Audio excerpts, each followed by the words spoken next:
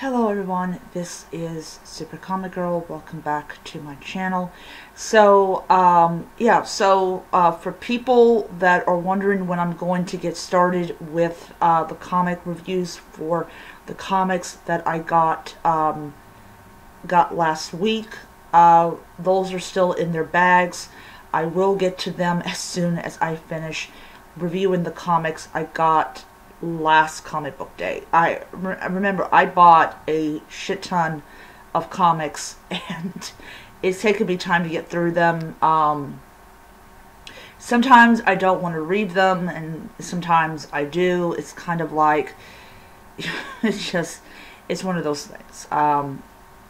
You buy so many of them and you see like, oh, I got a whole bunch of stuff to read, and then it's like, I don't want to read them. I just want to bag them, board them, and put them away. But, I read them. So, yeah. So, I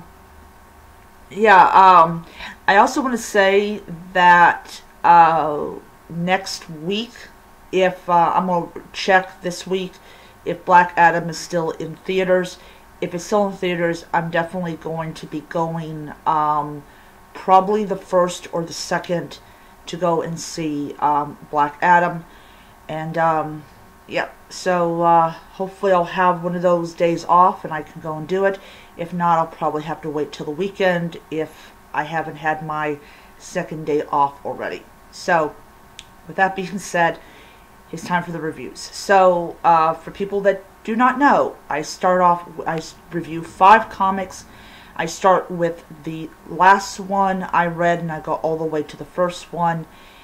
Try my best to give as honest of a review as possible. And for people that watch my reviews, I'm going to include this disclaimer. This is my own personal opinion about the comic.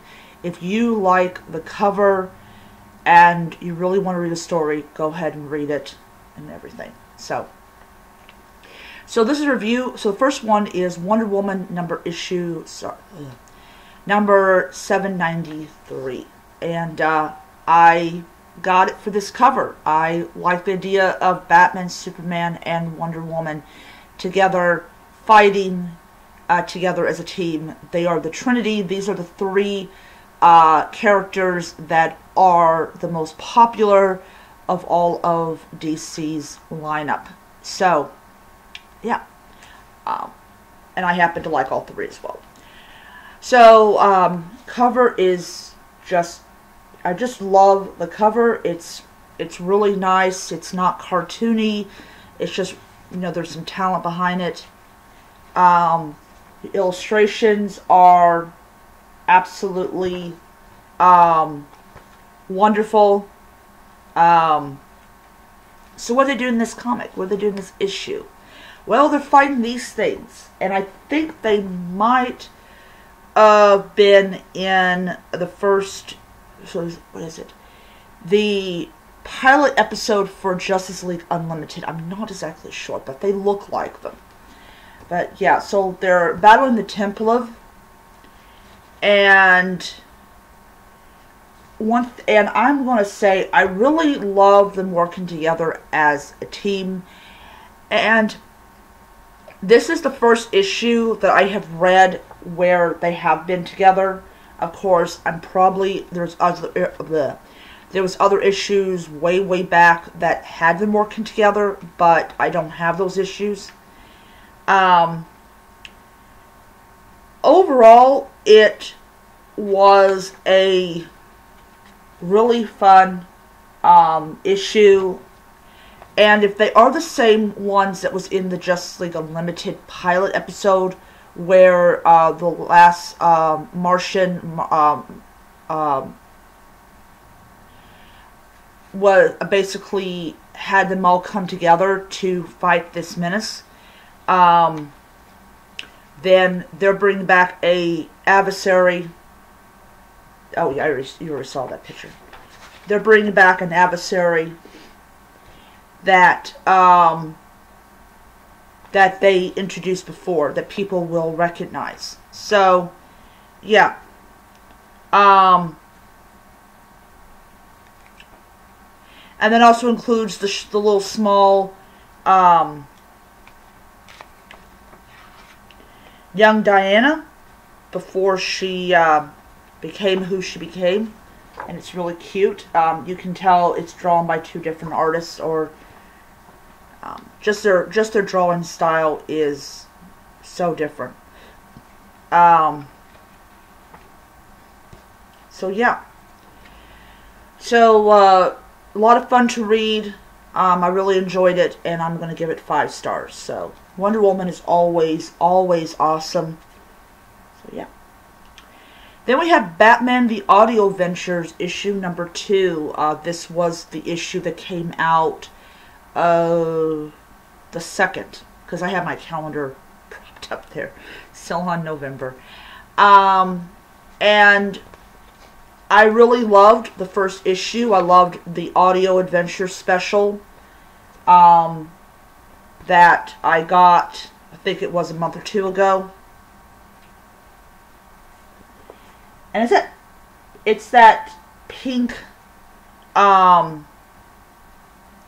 pink slime that I forgot what it does, but I think it alters people's brain chemistry or something like that.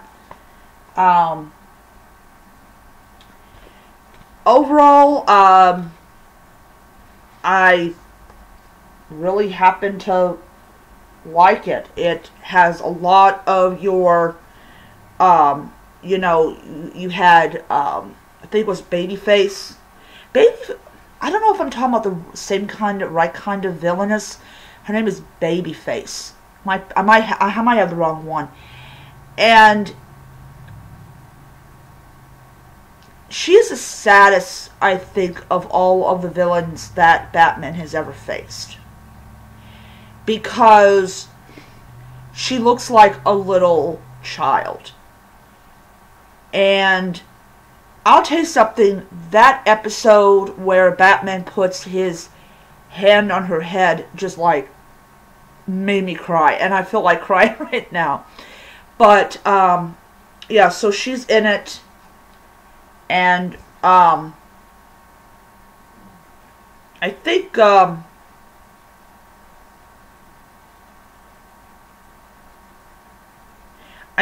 that that he got the plague. Ra's al Ghul got the plague.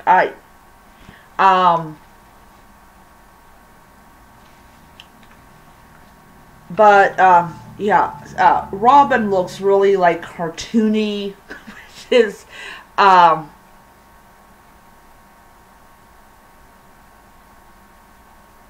know, he's fighting these marshmallow men. What the freaking heck? Croc is fighting these marshmallow men.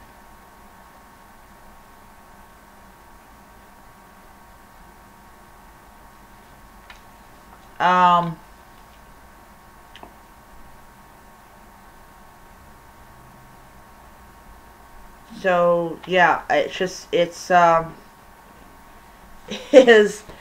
so weird. Yeah, and then it says like Jack Ryder pointed right at him.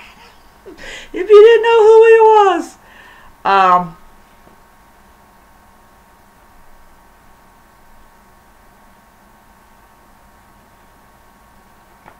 Yeah. So, yeah, but overall,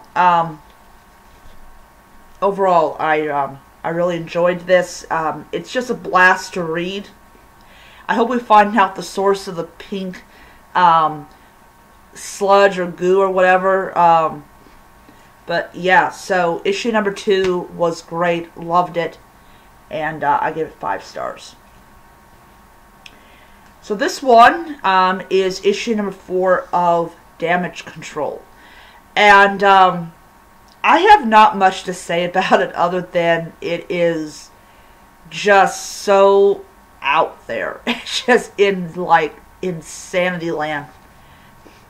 So in the last one, yeah, we got that guy who touched the crystal.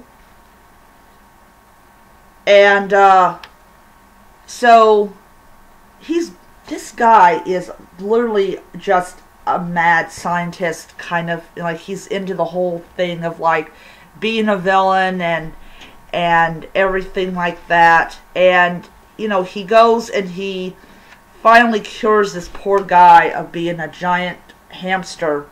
And so he's taking him, like, to this place where all the supervillains have been put into. And it's just absolutely insane. I feel bad for this poor guy. This absolutely just bad for him. It's a funny story. It's a fun comic. Despite number 2 was not really that great, but they really sort of got better at it. She-Hulk can't even eat a burger without, like, yeah, there's something going on. So, yeah, it's just insane. I'm loving it. I don't care about story progression or anything like that in this. It's just fun to read. So, I give it 5 stars. So, going back to the world of Batman, we got Batman Fortress issue number 6. This is another good Batman issue. And you have this banished member of Atlantis, though, of course, Curry,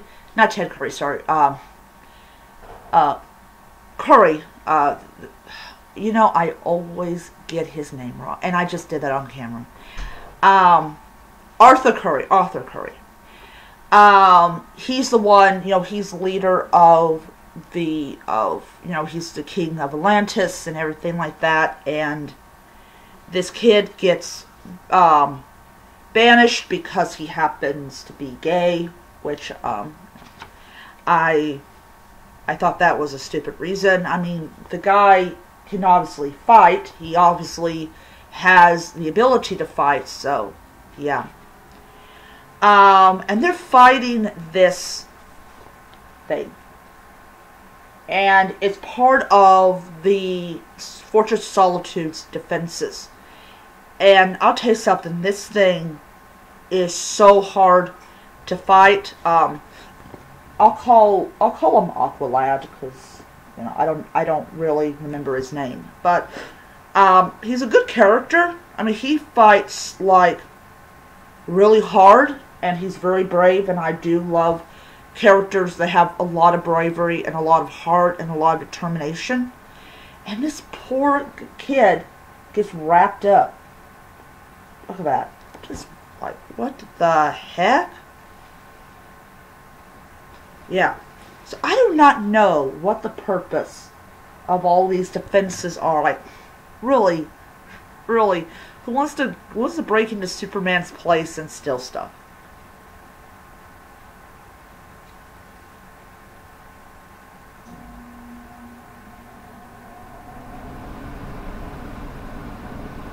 Yeah.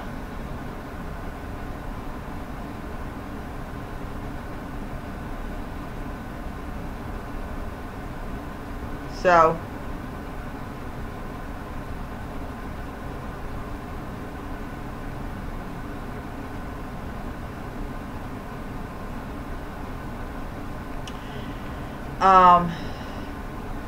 yeah.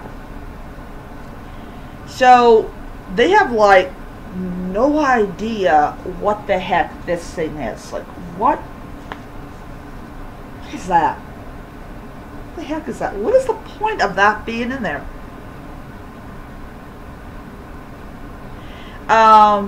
They're saying it's some kind of phantom zone. I'm like, is Superman there? Is Superman in there? No idea.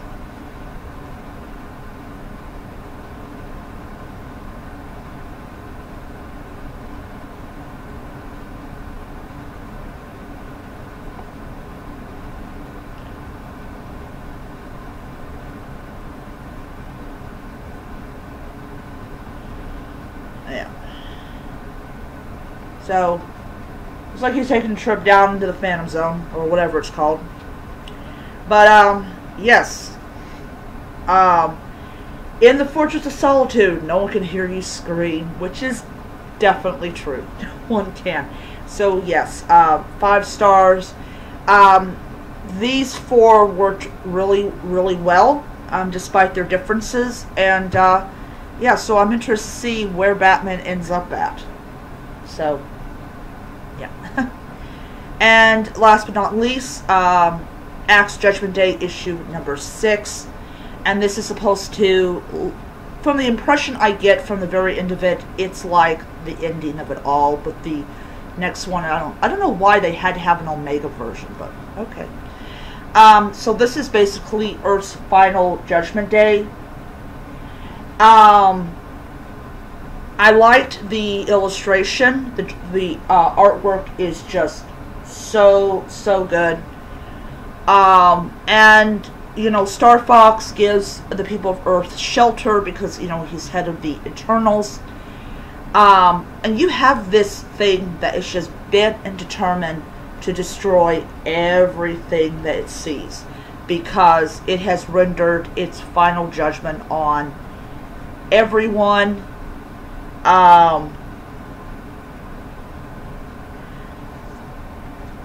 Sinister is so freaking like, oh, why wasn't I judged? I'm like, what the fuck, really?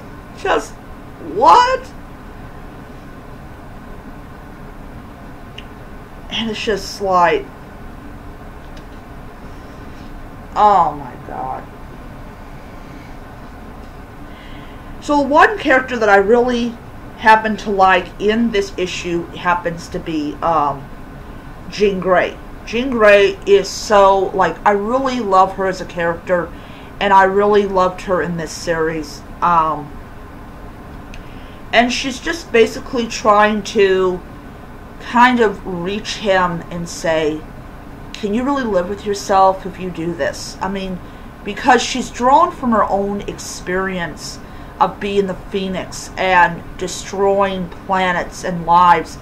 And I really love that about her. She just draws from this wellspring of, like, experience. And I just loved it.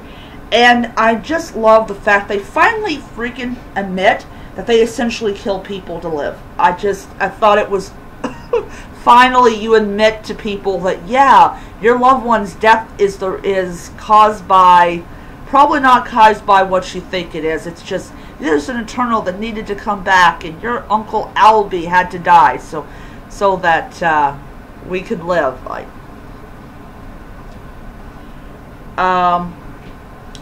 yeah, just, there's Jean Grey being awesome. I really did love this issue. The issue was, I mean, definitely showed Jean Grey at her best, and really showed I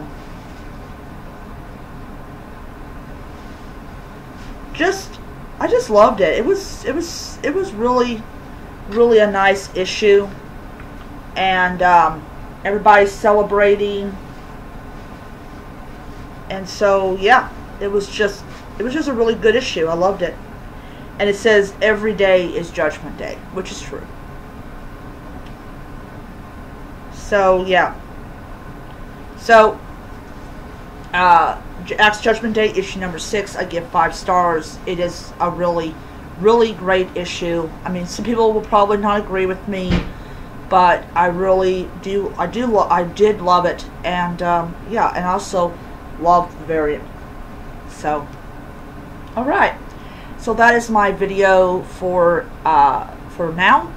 I will be seeing you guys around, and if you like this video, hit the like button, hit the subscribe button, hit the notification bell so you don't miss any future videos. So until next time, nerds, read on. Bye.